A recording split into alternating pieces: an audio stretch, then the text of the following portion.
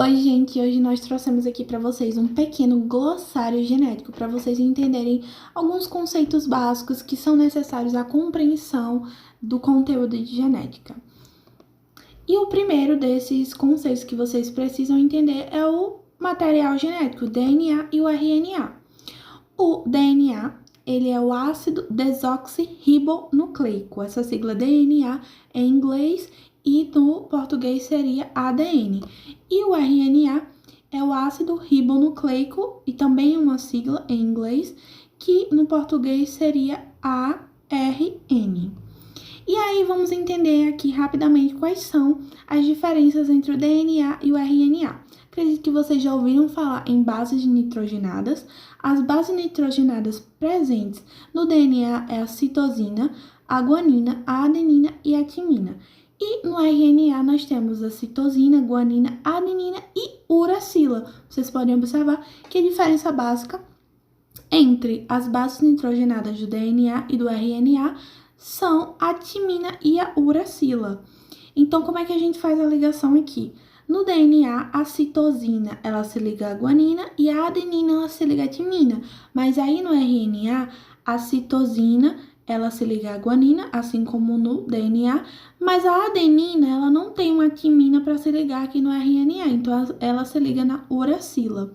E outra diferença entre o DNA e o RNA é que o DNA, vocês podem observar pela imagem, que ele é composto por uma fita dupla, enquanto o RNA ele é composto por uma fita simples, por uma única fita. Olá pessoal, tudo bem? Então, hoje nós vamos dar continuação ao nosso glossário genético. E eu trouxe para vocês o que seria um pouquinho do conceito de gene e o conceito de alelos.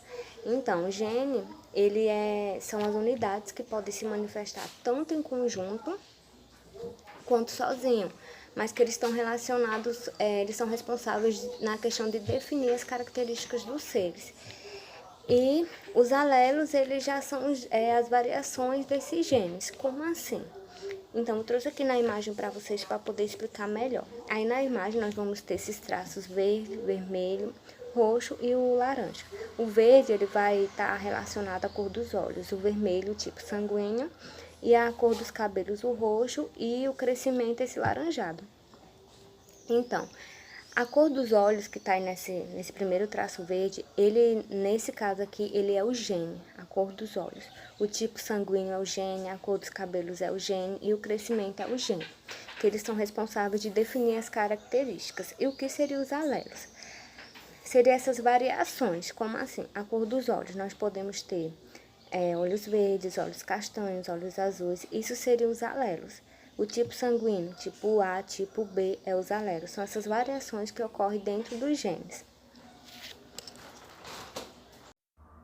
Oi, gente!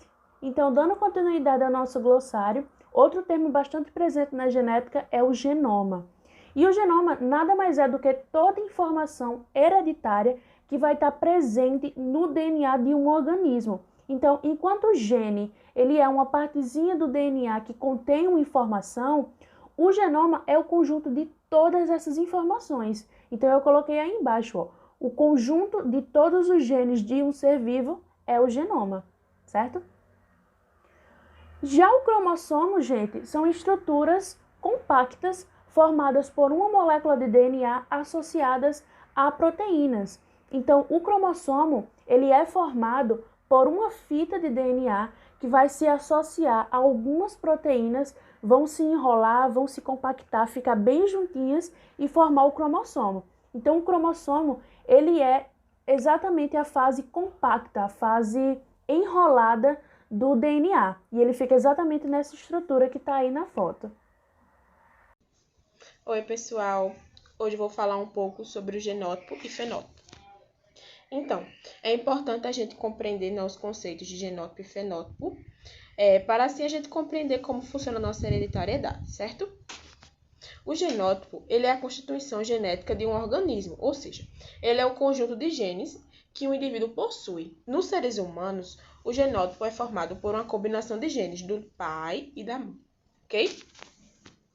Já o fenótipo, ele é a expressão do genótipo, mais a interação do meio ambiente. Um exemplo disso é quando a gente fala da cor da pele, né, de uma pessoa. A gente está falando de uma característica que surge em decorrência de informações que estão presentes no seu DNA. No entanto, né, essa pessoa ela pode tomar sol, né, por várias horas, e isso pode causar alterações, né, na cor da sua pele. E por isso que a gente diz que o fenótipo é igual ao genótipo, mais a influência do meio, né? Do meio que aquela pessoa vive, ok? No entanto, é importante a gente salientar que muitas vezes ouvimos dizer, né, que o fenótipo é uma expressão observável do genótipo, mas nem todos os fenótipos são observáveis, né? Um exemplo disso são os grupos sanguíneos. Cada tipo de sangue é determinado por um genótipo diferente. No entanto, a gente não consegue observar que tipo sanguíneo, qual é o tipo de sanguíneo de uma pessoa sem o uso de técnicas especiais no laboratório, ok? Para a gente saber disso, a gente tem que fazer uma técnica no laboratório para saber o tipo sanguíneo de cada pessoa, certo? É isso.